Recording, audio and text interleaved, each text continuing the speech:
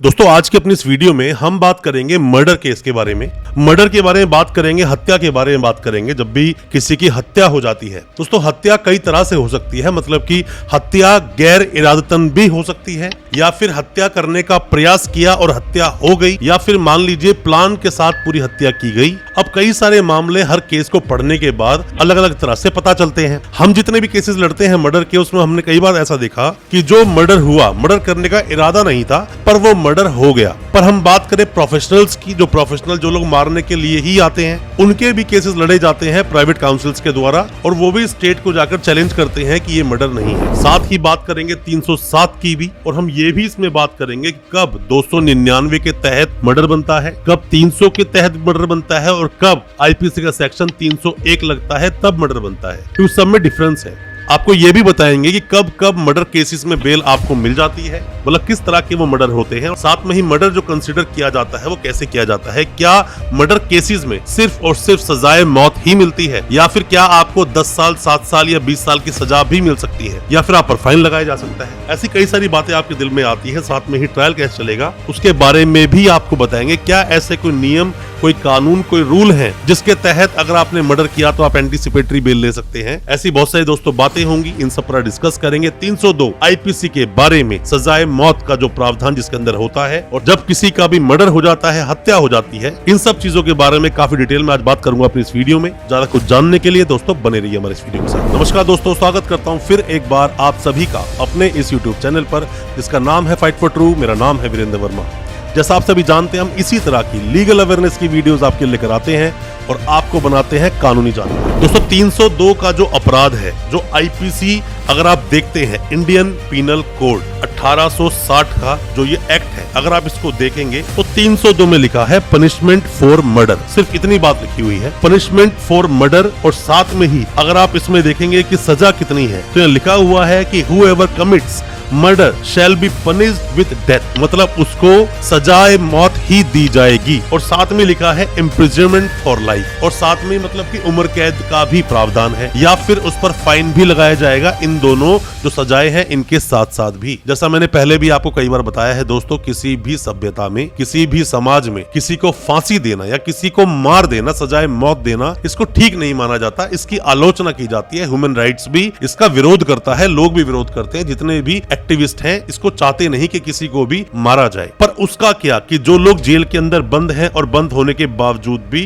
वो किसी की हत्या कारित कर देते हैं, ऐसा बहुत बार होता है। कई लोग जो लाइफ इम्प्रिजनमेंट काट रहे हैं जेल के अंदर, उसके बावजूद भी देखा जाए तो जेल में ही वो दूसरी हत्या भी कर देते हैं। वो मामला क्या होता है? ऐसे मामलों में इन लोगों को सजा जो दी जाती है वो किस सेक्शन के तहत दी जाती है? दोस्तों आईपीसी का सेक्शन अगर आप 303 पढ़ते हैं तो आईपीसी के सेक्शन 330 में लिखा है punishment for murder bye life convict. किसी को लाइफ कन्विक्ट मिला हुआ है, लाइफ कन्विक्शन किसी को मिला हुआ है, उम्र कैद। और ऐसे में अब अगर वो किसी का मर्डर अंदर कर देता है तो ऐसे इंसान को जो सजा दी जाएगी वो shall be punished with death only. उसको सिर्फ सजाए मौत ही मिलेगी। यहाँ पर दोबारा से उसको नहीं दी जा सकती वही सजा कि आप फिर से उसको उम्र कैद दे दें। अगर आप पढ़ते हैं 302 को सही से, आईपीसी सेक्शन को, इंडियन पीनल कोड का जो सेक्शन बना हुआ है, उसमें कुछ बातें और भी लिखी हैं, जैसे कि कॉग्निजेबल है, मतलब कि गैर जमानती अपराध, नॉन बेलेबल जो अपराध होता है जिसमें डायरेक्ट रूप से पुलिस आपको अरेस्ट कर लेती है। ट्रायबल बाय सेशन जज, मतलब सेशन कोर्ट जो होते हैं उसमें इसका ट्रायल चलता है। पनिशमेंट डेथ की बात बताई, इम्प्रिजनमेंट का भी प्रावधान है। साथ में ही नॉन कंपाउंडेबल, ऐसा नहीं कि आप जाए कंपाउंड कर लोगे कि हम दोनों फैमिलीज रेडी हैं, किसी का मर्डर हो गया था अब हमें छोड़ दिया जाए। ये सब चीजें बिल्कुल भी नहीं चलेगी मर्डर केस के अंदर। दोस्तों मर्डर जब भी होता है तो मर्डर के अंदर देखा ये जाता है कि पहले तो आप ये समझिए कि 3 धाराएं होती हैं। 299 होता है, 300 होता है और 301 होता है। मतलब कि अगर बात करें हम, कोई मर्डर हुआ कहीं पर भी,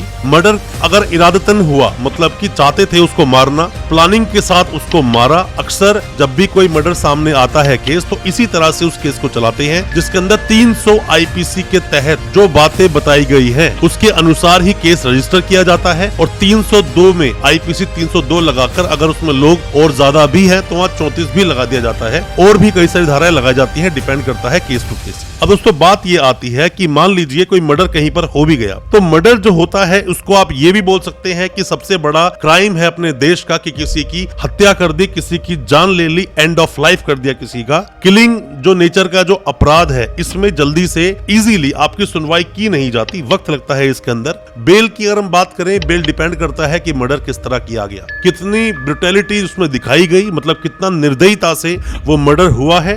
हालांकि बेल काफी लोगों की इसमें भी हो जाती है, पर डिपेंड करता है केस टू केस। जैसा मैंने आपको बताया, केस को बिना पढ़े, केस को बिना समझे कोई भी वकील साहब आपको बता नहीं पाएंगे। जो मर्डर होता है, जैसे आप अक्सर सुनते होंगे फिल्मों में, ताज-इराते हिंद की दफा 302 के तहत, मतलब ताज-इराते हिंद बोलते हैं इंडियन पीनल कोड 1860 का जो एक्ट है, वो है ताज-इराते हिंद।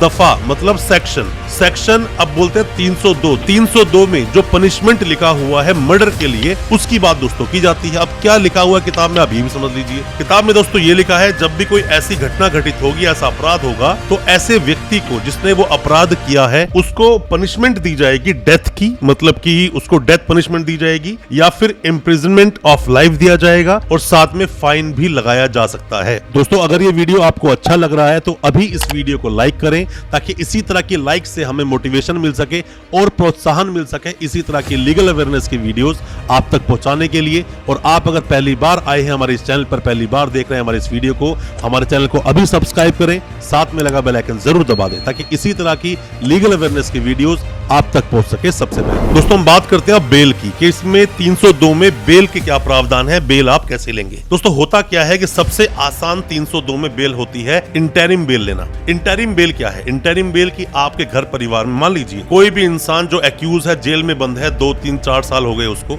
जेल में बंद है, या फिर 6 महीने से ही अभी वो जेल में बंद है मान लीजिए। अब वो इंसान जो बंद है, उसकी वाइफ की डिलीवरी है, मतलब उसकी वाइफ प्रेग्नेंट है, अभी उसकी डिलीवरी होने वाली है, तो उसको इंटरिम बेल मिल जाएगी। 1 महीना, 2 महीना, 3 महीना, डिपेंड करता है वो क्या कंडीशन है उसके अनुसार। हालांकि वो इंटरिम बेल बाद में बढ़ाई भी जा सकती है, या उस व्यक्ति के घर में किसी की डेथ हो गई, या फिर सीरियसली किसी का ऑपरेशन होता है, ऐसे मामलों में इंटरिम बेल लेना आसान होता है 302 जैसे मामलों में, जिसमें किसी की हत्या कर दी गई है। क्योंकि ऐसे मामलों की जो सुनवाई होती है थोड़ी डिले होती है, थोड़ा धीरे धीरे केस चलता है। ज्यादा ही आप बेल लगाओगे, डिले हो रहा है, तो हाई कोर्ट ऑर्डर कर देता है कि जल्द से जल्द इस केस का निपटारा करो, वो भी आपके अगेंस्ट जा सकता है। तो इंटरिम बेल लेना थोड़ा आसान हो सकता है। अब बहुत सारे लोग मुझसे ये पूछते हैं सवाल कि सर अभी मर्डर केस में 302 में किसी मेरे भाई को जानकर के सगे संबंधी को पुलिस ने पकड़ लिया है, मतलब जेल भेज दिया उसको, तो सर उसको क्या एंटीसिपेटरी बेल मिल जाएगी? दोस्तों 302 जैसे मामलों में डिपेंड करता है आपने ग्राउंड क्या लिया। अब कहीं पर मर्डर हुआ और आप वहां तो अवेलेबल ही नहीं थे, या मान लीजिए आप तो गांव में थे या दूसरे शहर में थे, कहीं पर भी थे, तो उसका आपको सबूत देना पड़ेगा, उसका आपको प्रूफ देना पड़ेगा। ऐसा नहीं कि आपने सुपारी किसी की दे दी और आप दूसरे स्टेट चले गए, आपने मारा नहीं, पर मारने काम तो आपने ही किया, उसका ऑर्डर तो आपका ही है ना। तो ऐसे में भी आप ये नहीं दिखा सकते दूसरे स्टेट में था, अगर लिंक आपका हो गया तो यहाँ पर आप फंस ही जाओगे। मतलब कि नॉर्मल मामलों में किसी ने बोला कि ये भी था, 2 लोग पकड़े गए, तीसरे को बोलते हैं ये भी था और आप वहां पर अवेलेबल नहीं थे, तो ऐसे मामलों में एंटीसिपेटरी बिल्कुल ली जा सकती है। और भी ग्राउंड्स बनाए जा सकते हैं, वो आपके वकील साहब पर डिपेंड करता है कैसे वो ग्राउंड बना रहे हैं। क्योंकि हम जब भी कोई बेल लगाते हैं तो हम पहले केस को पूरा पढ़ते हैं, जाके एक्यूज से जेल में मिलते हैं, तभी उस चीज के बारे में पूरी जानकारी मिल पाती है। ऐसे ही बेल लगाना हमेशा गलत होता है, बेल डिसमिस हो जाएगी। एंटीसिपेटरी बेल बहुत ही स्ट्रॉन्ग ग्राउंड पे मिलेगी, वरना आपको नहीं मिलेगी। अब हम बात कर लेते हैं इसके ऊपर कि रेगुलर बेल। कोई इंसान मान लीजिए जेल में है, अब उसको बेल कैसे मिलेगी? चार्जशीट लग गई, सर अब तो हमारी बेल हो ही जाएगी, सर इन्वेस्टिगेशन पूरी हो गई, अब तो हमारी बेल हो ही जाएगी, सर अब तो मेरे चार्ज फ्रेम होने वाले हैं, और सर मुझे तो 6 महीने हो गए, 1 साल हो गया, अब तो मेरी बेल हो ही जाएगी। ऐसा नहीं होता दोस्तों। आप जिस केस में अंदर हो वो मर्डर केस है, और मर्डर केस बहुत ही सीरियस नेचर का अपराध होता है। इसमें काफी कुछ देखा जाता है कि मतलब अगर आप बाहर आ गए, लोग तो इंटरिम पर बाहर आने के बाद भी जो स्टेटमेंट जिनको देनी है, जो गवाह है, जो विटनेस है, उन्हें धमकाना शुरू कर देते हैं, पुलिस से साठगांठ शुरू कर देते हैं। तो ऐसे में कोर्ट भी स्ट्रिक्ट होता है, देखना पड़ता है सब चीजों को। अब यहाँ पर चार्जेस फ्रेम हो गए, और जो मटेरियल विटनेस है उनकी स्टेटमेंट हो गई, या मेन जो आई विटनेस है उसकी गवाही हो गई। कौन होता है आई विटनेस, कौन होता है हियर से विटनेस, कौन होता है, मतलब कौन कौन से एविडेंसेस होते हैं, इन सब पर भी वीडियो बहुत जल्दी आपको हमारे चैनल पे मिलेगी, उसका आप इंतजार करना।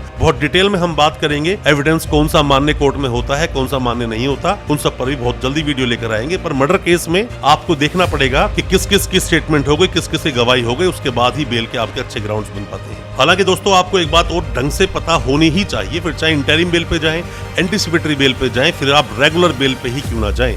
आप सोचे सेशंस कोर्ट में बेल लगाई और बेल हमारी नहीं हुई, आगे बेल होगी भी नहीं, ऐसा नहीं है दोस्तों, डिपेंड करता है। ऐसे मामलों में जो सीरियस मामले होते हैं, मैं मर्डर की बात नहीं करता, मैं पॉक्सो की, एनडीपीएस की, रेप जैसे केसेस जो हम केसेस फाइट करते हैं, अक्सर ऐसा देखा जाता है कि बेल नीचे जो कोर्ट होते हैं, सेशंस कोर्ट, वहां से बेल डिसमिस हो जाती है, तो हाई कोर्ट, सुप्रीम कोर्ट जाने के बाद आपकी बेल हो भी जाती है। तो आपको फाइट तो दोस्तों पूरी करनी ही पड़ेगी, बेल आपको बार बार लगानी पड़ेगी। ऐसा थोड़े चांस कम होते हैं कि एक ही बार में आप बेल लगाएंगे और आपकी बेल हो जाएगी। आपको इंतजार करना पड़ सकता है, आपको थोड़ा वेट करना पड़ सकता है, पेशेंस होना बहुत जरूरी है। अक्सर दोस्तों ऐसा देखा गया है कि जब भी किसी को फांसी की सजा होती है तो यहाँ पर कई बार बात ऐसी की जाती है कि किसी को जान से मार देना सभ्य समाज की ये पहचान नहीं है। और दोस्तों जब कोई किसी को मार देता है, लोगों के अंदर रोष होता है। यहाँ बात की जाती है आर्टिकल 19 और 21 को हिट होने की, कि किसी की दैहिक और प्राण की स्वतंत्रता है, आप किसी के प्राण छीन नहीं सकते। पर जिस इंसान ने किसी दूसरे को जान से मार दिया तो ऐसा बिल्कुल पॉसिबल है कि सजा मौत की दी जा सकती है। जिस तरह से 309 आईपीसी में बताया गया है कि आप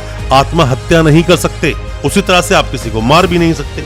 हम बात करें किसी भी व्यक्ति को ताज-इराते हिंद दफा 302 के तहत, कुछ इस तरह से पहले हिंदी मूवियों में दिखाया जाया करता था। ताज-इराते हिंद का मतलब हुआ आईपीसी, इंडियन पीनल कोड की दफा, जो इंडियन पीनल कोड का ताज-इराते हिंद का जो हमारा एक्ट 1860, जो 1860 का जो कानून है, उसके अनुसार देखा जाता है। और साथ में ही थोड़ा जब आगे बढ़ते हो आप तो यहाँ बोलते हैं दफा 302, दफा मतलब सेक्शन। सेक्शन दोस्तों सभी तरह के सेक्शन को सेक्शन नहीं बोला जाता। जैसे कि आप अगर पढ़ोगे इंडियन कॉन्स्टिट्यूशन तो उसे हम बोलते हैं आर्टिकल, इसको हम बोलते हैं दफा। सेक्शन आईपीसी का भी वही सेक्शन ही होता है, सीआरपीसी का भी सेक्शन होता है, एविडेंस एक्ट का भी सेक्शन होता है। जितने भी क्रिमिनल मामले चलते हैं उन सभी क्रिमिनल मामलों को चलाने की जो प्रोसीडिंग है वो सीआरपीसी में बताई गई है। सीआरपीसी जो होता है अपना कोड ऑफ क्रिमिनल प्रोसीजर, और साथ में किस तरह से एविडेंसेस दिए जाएंगे वो एविडेंस एक्ट में बताया गया है। अब हम बात कर लेते हैं दोस्तों कि जो मर्डर का मामला है वो 3 तरह से क्यों बांटा गया है। दोस्तों बोलते हैं कि जो 299 है, सबसे पहले 299 को आप समझ लीजिए। 299 बोलते हैं कि सर्कमस्टेंसेस